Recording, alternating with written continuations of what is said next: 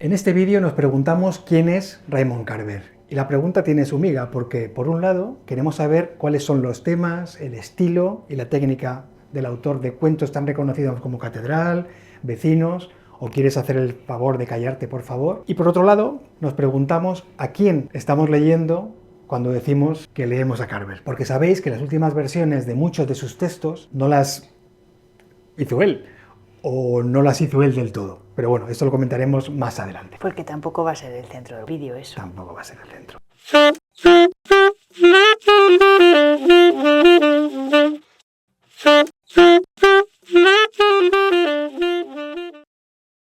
Lo que dice la historia de la literatura. Capítulo primero. Estos enganchillos los ha hecho Víctor, claro. Empecemos por el principio. ¿Quién es ese autor de quien Roberto Bolaño dijo que era el mejor escritor de relatos junto con Chekhov? El estadounidense... En realidad, fíjate lo que dijo, el mejor autor del siglo XX es Raymond Carver y Chekhov. ¿Estás seguro de que dijo eso? Creo que sí. El estadounidense Raymond Carver es autor de varios libros de relatos y de casi una decena de poemarios. Es conocido por renovar el cuento norteamericano e instaurar una nueva forma de hacer literatura a través de la precisión, la austeridad y la elipsis. Qué bien entona. Raymond Carver, como sabéis, está considerado uno de los representantes del realismo sucio, un movimiento literario que comenzó allí, en Estados Unidos, de donde es él, en la primera mitad del siglo XX, con autores como John Fante y Henry Miller, que tuvo su época dorada en los 70 y los 80 con el mismo Carver, con Richard Ford y con Tobias Wolff, unos autores que por lo menos a mí me gustan mucho, y que llega hasta nuestros días con autores como Palahniuk, los cubanos Zoe Valdés y Pedro Juan Gutiérrez, el chileno Marcelo Lillo o el francés Michel Houellebecq. Es para que lo pongamos en las cubiertas. Siempre mandándome cosas. La literatura de Carver surge como reacción al posmodernismo. Por eso alguna gente lo llama postmodernismo. En la literatura de Carver se regresa a la estructura narrativa tradicional y se trabajan narrativas aparentemente apagadas, secas, temas ordinarios que, sin embargo, se alejan del realismo del XIX. Carver habla de nuestro mundo, pero lo hace de tal forma que consigue volverlo extraño a través de situaciones aparentemente irrelevantes. A mí esto me mola. No demasiado ligadas causalmente, a través de conversaciones inefectivas que exploran los límites del lenguaje. Pero Carver no solo fue un estupendo narrador, sino también poeta. Él mismo dijo una vez que le gustaría que en su lápida pusiese poeta, cuentista y ocasional ensayista. Ay, qué flipado, ¿no? Y en ese orden, además. Por favor. Cuando me muera... Y señor. Los versos de Carver, en línea con el estilo sencillo de sus cuentos, son sobrios, son asequibles, son casi inocentes. Sus poemas están alejados de la retórica y de los juegos con el lenguaje. Parecen a veces meros apuntes de sus miedos, de sus anhelos, de sus sensaciones. Os vamos a leer un pequeño poema. ¿En qué libro está esto? No lo tenemos. No tenemos el libro de poemas, es verdad. Me lo vas a poner tú ahí, ¿no? Sí. Vale. Lluvia. Me desperté esta mañana con unas ganas terribles de quedarme en la cama a leer. Me resistí durante un minuto.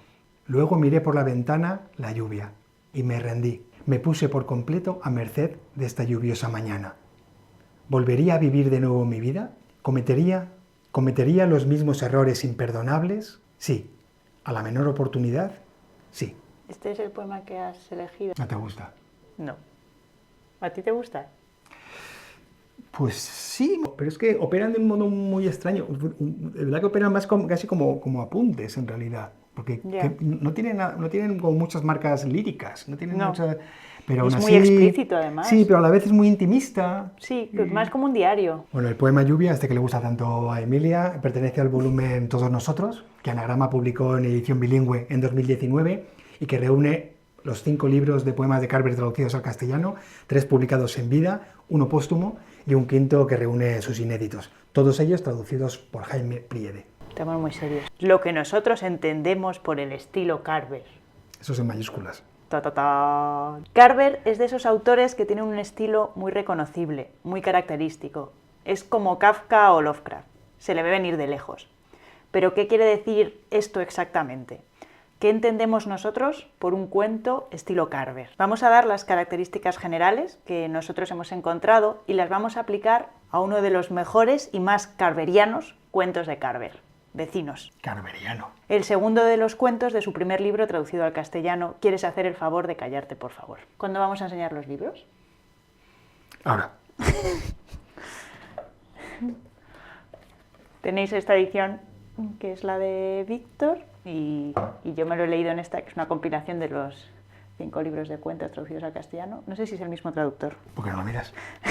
Ya me gusta tanto. Creo que es el mismo. ¿Quieres hacer el favor de callarte? Jesús Zulaika. Sí, Jesús Zulaika. Vale. Vale, antes de que nos pongamos con las características del estilo de Carver, os contamos brevemente cuál es el argumento de Vecinos, para los que no lo hayáis leído. Cuenta la historia de Bill y Arlene Miller, un matrimonio cuya vida monótona y predecible se ve trastocada cuando sus vecinos, los Stone, se marchan de viaje y les piden a los Miller que les cuiden el apartamento y den de comer a la gata.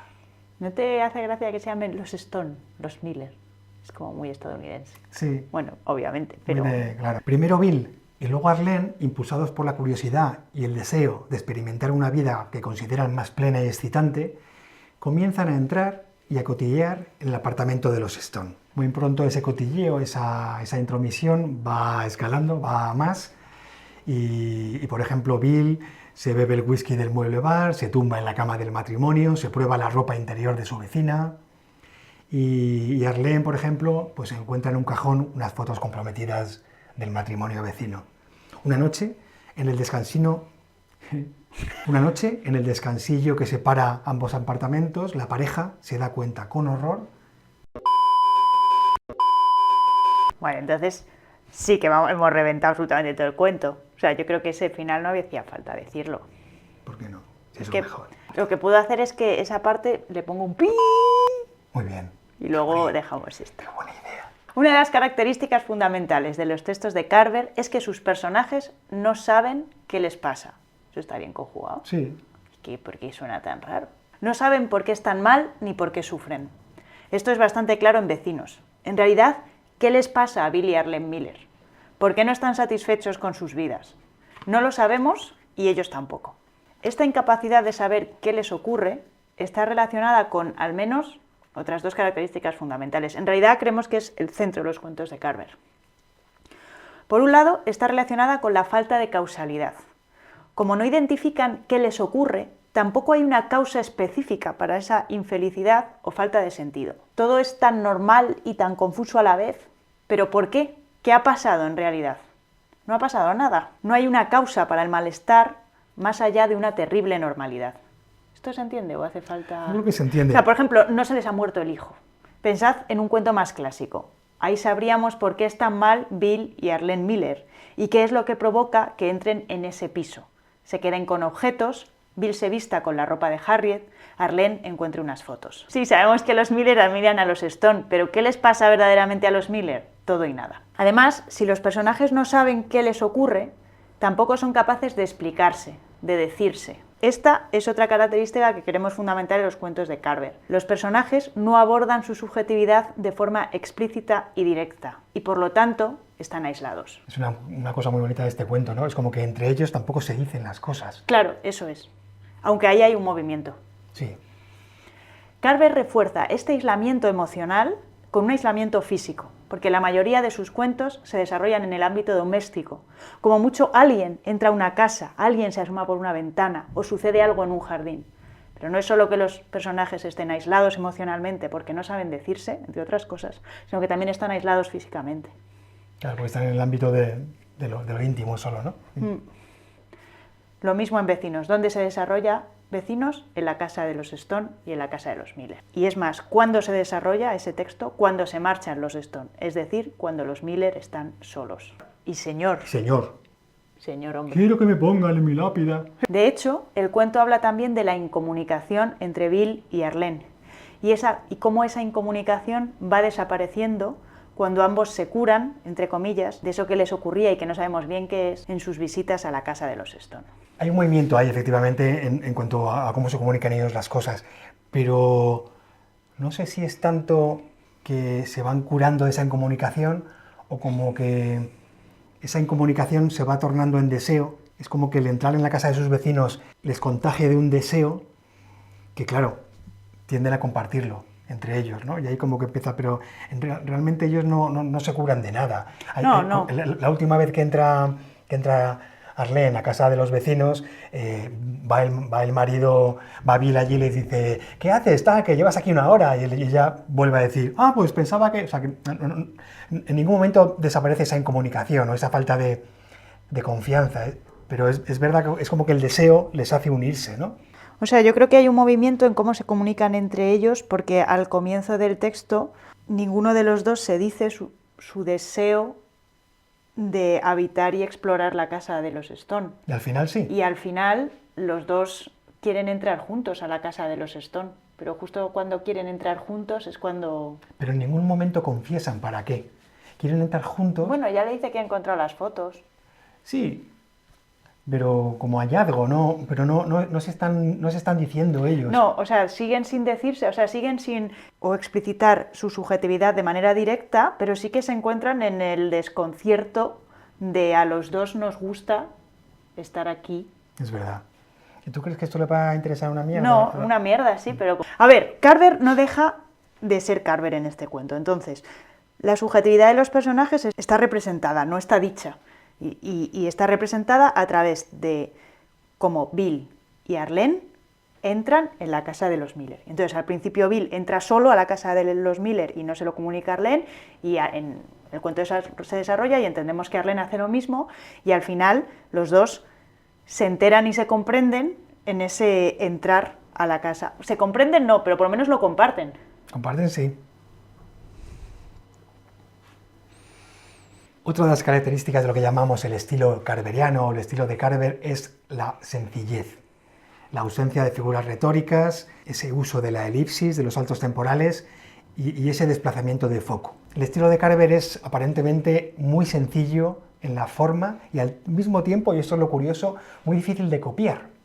Y lo tenemos claro porque en los talleres algunas veces hemos visto textos que intentan copiar los textos de Carver y son difíciles de copiar. Y creo que esa dificultad viene por esa insatisfacción general no localizada que flota en sus cuentos, por esa ausencia de centro, de conflicto. Es como que el problema está aquí, no, ¿dónde está el problema?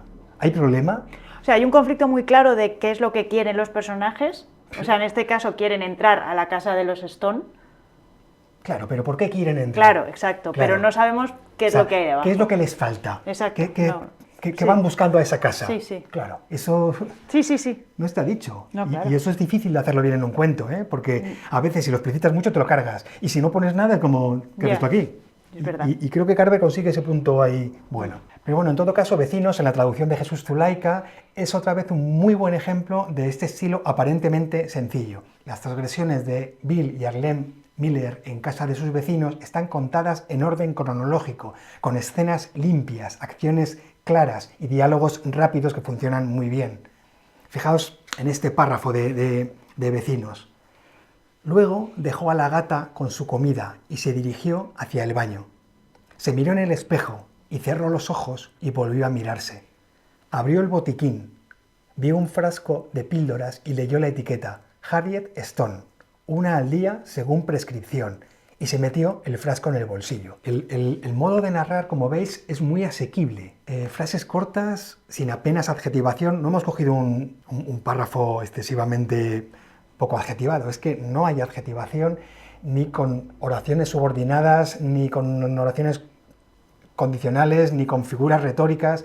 Es un estilo muy cinematográfico, muy visual, muy eficaz, con muchas elipsis, con muchos saltos hacia adelante. Solo se nos muestran los momentos donde pasan cosas y claro, eso le da mucha agilidad al relato, porque junto con los diálogos tan cortos va como un tiro la narración. Desde ese punto de vista es una forma muy sencilla, muy eficaz.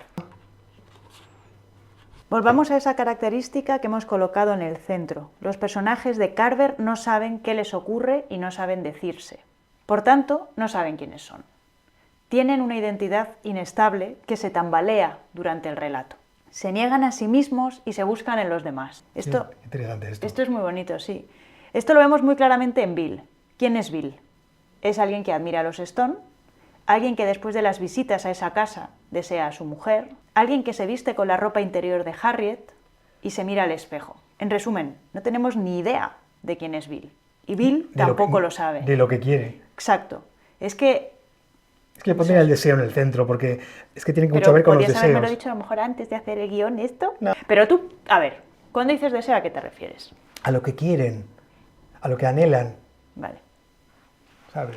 Que tiene mucho que ver con la identidad, o sea, claro que Sí, sí, sí, sí, pero no, cuando dices que no sabes quiénes son, no es tanto por yo soy cristiano o soy evangélico. Tiene No, que no. ver. Tiene que ver. Tiene que ver, Porque pero- si supieran quiénes son, probablemente también sabrían qué quieren. Sí, pero sobre todo creo que lo que hace Carver poner en el centro es lo que desean. O sea, este matrimonio son una gente, lo dice, un matrimonio muy monótono, y piensan que sus vecinos son, qué viajes hacen los vecinos. Sí. Entonces, claro, acercarse a eso, que es muy bonito lo que tú dices, que es como mirarse en el otro, en el fondo creo que están como indagando en su deseo, porque no lo conocen. O sea, se meten en esa casa a ver si con el deseo de los vecinos desean ellos mismos, y de algún modo lo consiguen, ¿no? Le doy al play. Otra de las características fundamentales de los relatos de Carver, asociada a esta identidad inestable, es el juego de espejos. Sus personajes buscan sentir y comprenderse a través de las experiencias de otros. Buscan su imagen y su identidad en los demás. Creo que Vecinos también es un ejemplo muy bueno para esto, por eso lo hemos elegido. Los Miller encuentran algo parecido a sí mismos cuando habitan la casa de los Stone, cuando se miran en sus espejos, cuando cuidan a su gata, cuando toman su cerveza. Vamos a hablar de otra de las características de los cuentos de Raymond Carver, que es la metáfora de situación. Cuando en los talleres literarios explicamos la metáfora de situación, ese recurso literario que aflora un significado a partir del desplazamiento de sentido de un suceso. Madre mía. Muy larga la frase. Ha quedado clarísimo. Yo que lo sé, me ha costado pillarlo. Vale, pues solemos poner como ejemplo siempre el cuento Conservación, de Raymond Carver. En Conservación, os lo voy a resumir mucho, asistimos al deterioro de una pareja de clase obrera. Y el suceso que metaforiza ese deterioro es la avería de su nevera, con el desastre de los congelados goteando y un charco de agua en la cocina que moja los pies desnudos del marido. ¿Qué buscan realmente Bill y Arlene en sus incursiones al apartamento de sus vecinos? ¿Por qué vuelven siempre tan excitados de estas excursiones? Carver se vale de la metáfora de situación en muchos de sus relatos y también en este de Vecinos para dar respuesta de eso que los personajes, como decía Emilia hace un minuto, no son capaces de decir o de decirse. Utiliza la representación y su simbología, utiliza la metáfora y su desplazamiento de sentido para que el lector rellene los huecos y la ausencia del discurso. Qué bueno. ¿A ti qué te gusta que pusieran en tu lápida? Yo no me voy a morir. Pero hay cuentos en que Carver no es Carver. Sí, no Carver es así como de... Claro. Claro.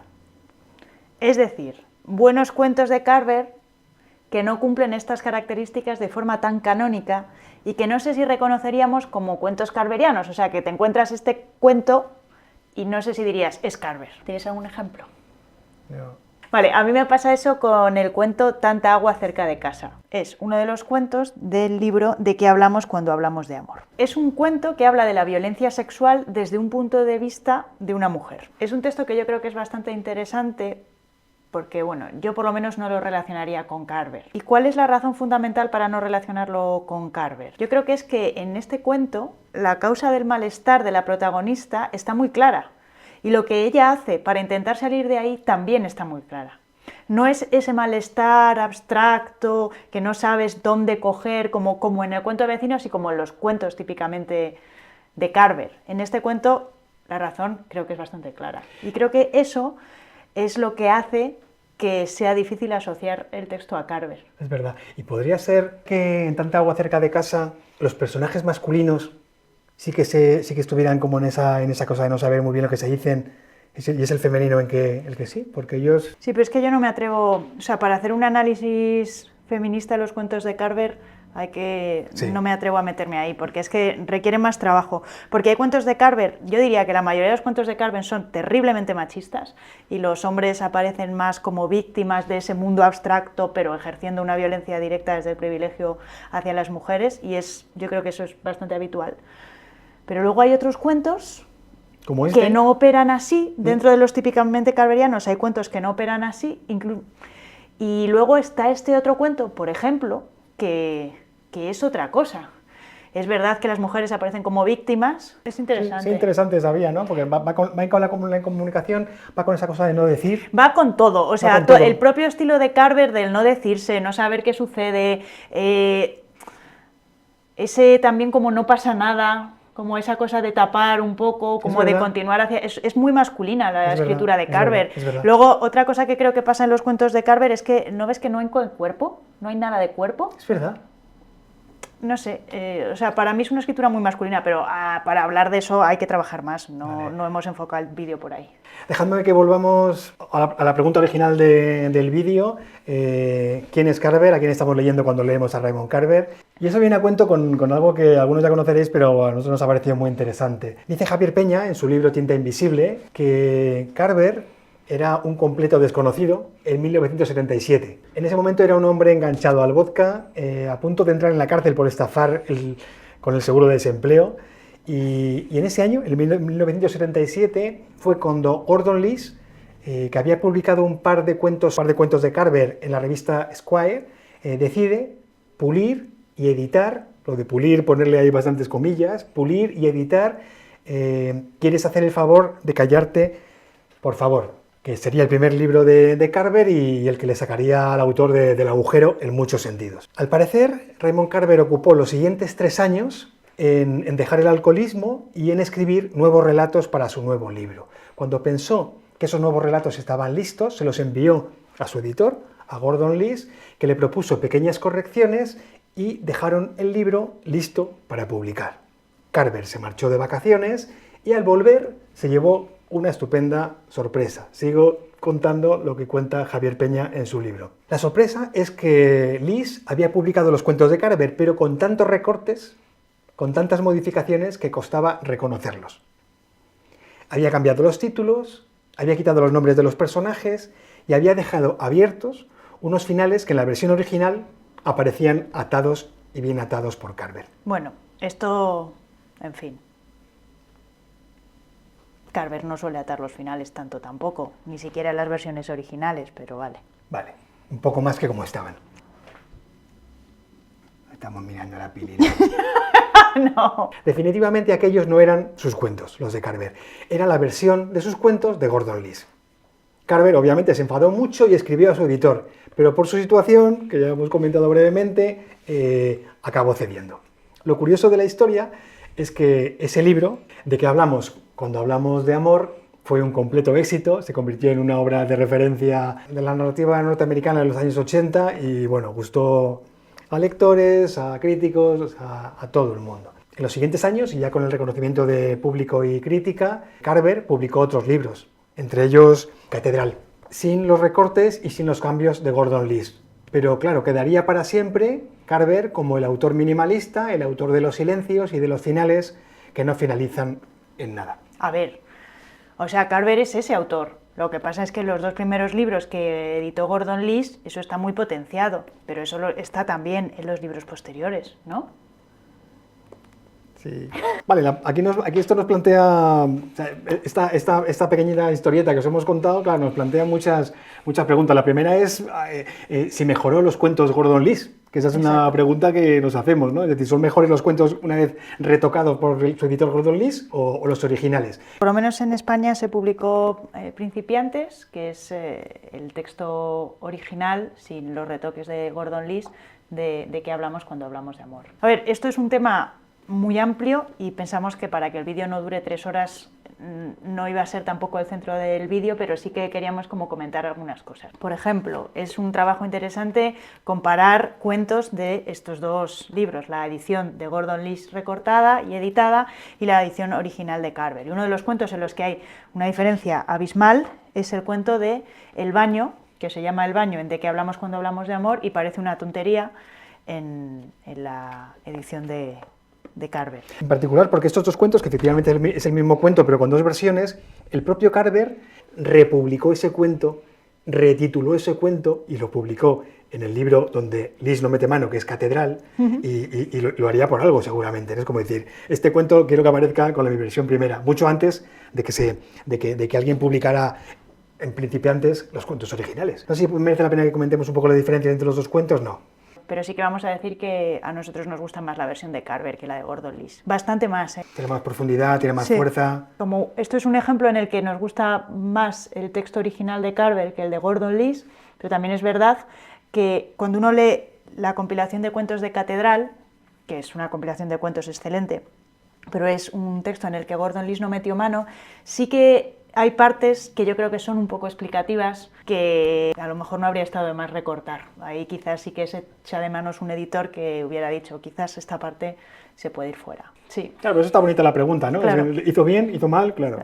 Hombre, sinceramente, o sea, hizo bien, porque mira dónde está Carver. Colocar a Carver donde Gordon Liss lo colocó, a pesar de lo que hiciera con sus textos, yo creo que es un trabajo excelente como editor. Vale, no hemos contado, creo que en todo el vídeo todavía, si nos gusta Raymond Carver y qué cuentos nos gustan más de Raymond Carver. Yo creo que es una cosa que nos interesa a todos bastante. A Carver lo hemos leído completo, ¿vale? Eso es una cosa que mola decir. Sí, y a Emilia le gusta más en su versión, ahí, todos los cuentos ahí. Ya tengo las pequeñitas aquí, pero nos hemos leído y nos gusta mucho Raymond Carver. Dejadme que os cuente los cuentos que más me gustan de cada uno de los libros y puede ser una manera como de abrir la puerta a que vosotros también hagáis lo mismo en los comentarios y hagamos aquí una pequeña conversación de cuáles son los cuentos que más nos gustan de Carver. Para empezar, empiezo por el primer libro. ¿Quieres hacer el favor de callarte, por favor? Qué buenos títulos, ¿eh? A mí los cuentos que más me gustan, estoy yendo al índice, es el de Gordo. Es un cuento magnífico, Gordo, precioso. Aquí sí que hay cuerpo. Y Vecinos, que lo hemos comentado ya extensamente en este vídeo. Segundo libro de cuentos de Raymond Carver, de que hablamos cuando hablamos de amor. Estamos todavía con los libros en los que Gordon Liss metió mucha mano. No sé a ti, pero a mí me encanta Visor. Sí, Visor es increíble. Además Visor es otro cuento muy Carver también. Sí, que empieza con esa frase tan buena, que es el de: un hombre sin manos llamó a mi puerta para venderme una fotografía de mi propia casa. Hay espejos, aislamiento, identidad inestable. Es que está ahí todo, ¿verdad? Mirarse en el otro, sí. Está todo magnífico. Y no sé si hay algún otro cuento que te guste más de ese libro. Aquí hay muchos cuentos que a mí no me gustan. Que no te gustan, fíjate. Veía hasta las cosas más minúsculas. Creo que es un cuento así tipo Carver, que no tiene nada que ver con Visor, pero creo que es bastante bueno también. La tercera de las cosas que acabaron con mi padre no me gustó. Vale. ¿A ti? No lo tengo marcado como el de los buenos. Te he engañado, sí que lo tenía marcado como el de los buenos. Pues por eso te lo he dicho. Por eso me lo has dicho, ¿no? Pues no me acuerdo de él. Me gusta, de que hablamos cuando hablamos de amor también me gusta. Vale. ¿Tú lo tienes marcado? No lo tengo marcado, pero es uno de los cuentos más así de Carver, ¿no? Es como que... Me gusta y quizás no sea tan típico de Carver. A ver, esta sección es un poco jajajuju. No, pero es un poco contaros los cuentos que más nos gustan. Pero no estamos siendo tan rigurosos como hemos sido en el resto del vídeo, por lo menos yo. Pero porque nos ponemos a contar las razones de cada uno, se eterniza esto. Exacto. Pero de Catedral... Sí me gustaría mencionar que me gusta mucho Plumas. Plumas es un cuento precioso de Carver, para que los hayáis leído. Es ese cuento que va de un matrimonio que va a cenar a casa de otro matrimonio, de nuevo lo íntimo y demás, y por ahí se pasea un pavo, sí. Hay un niño que llora. A mí el final de ese cuento no me funciona. ¿No? Oh, y me parece un poco explicativo el final de ese cuento, como buen ejemplo de meter ahí... De la falta de Gordon Liss, ¿no? Vale. Yo diría que sí. Pero bueno, es un cuento increíble. O sea, la escena de los cuatro, está muy bien hecha. Está aquí el cuento de conservación, el del frigorífico, que es buenísimo, buenísimo también. Y el de Parece una tontería, sí. Que hemos mencionado, como la nueva versión de... Es que ese cuento, el desenlace, es muy bueno. Para mí ¿no? Lo mejor es el desenlace. Vale, es con verdad. El pastelero. Sí, es buenísimo, es buenísimo. Y está el que da nombre al libro, ¿no? Catedral. Ese cuento es muy bueno. Con ese marido celoso del ciego que viene a visitarles. Bueno, es que ese cuento es muy bueno. A mí me gustó también La brida, y tengo aquí apuntado que el de Cuidado también me gustó. Emilia podría haberse trabajado esto, pero no. Pero porque dijimos que... No, porque... Aquí, en el propio vídeo. Porque es que Víctor me dijo... Dale un... Este de Cuidado es bueno. ¿Por qué? ¿De qué va? Es ese hombre que le ha dejado a su mujer, de nuevo, o sea, es como los hombres víctimas del mundo, y tiene un oído taponado, y entonces viene su mujer a destaponárselo y es súper alcohólico él, y vive en una buhardilla. Buah. No me acuerdo. A mí este cuento me gusta. A ver, no está a la altura de Catedral o de Visor, pero es bueno. Tienes 3 rosas amarillas. Vale. No me gustó nada 3 rosas amarillas. Nada. ¿A ti te gustó? No te acuerdas. No me acuerdo. El de Chekhov.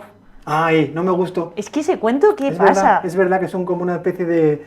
Este que va De allí canto a a la Chejov. muerte de Chejov, el tipo. Sí, es que es uno de los cuentos que no son de Carver. Como raro. ¿Cómo? ¿Qué es eso? Vale. Sí. Y del último, de Si me necesitas, llámame, Ay, es que me lo tenía que haber mirado. se lo va a leer ahora otra vez Emilia. No pasa nada, tenemos toda la Pero tarde. porque Víctor me dijo que no. Contadnos, por favor, en la caja de comentarios los cuentos de Carver que más os gustan a vosotros o que más odiáis vosotros. Quizá con eso hagamos una conversación bastante chula. Yo tengo más libritos que Emilia. Emilia solo tiene uno gordito. Tengo cuatro libritos así, todos de verdad.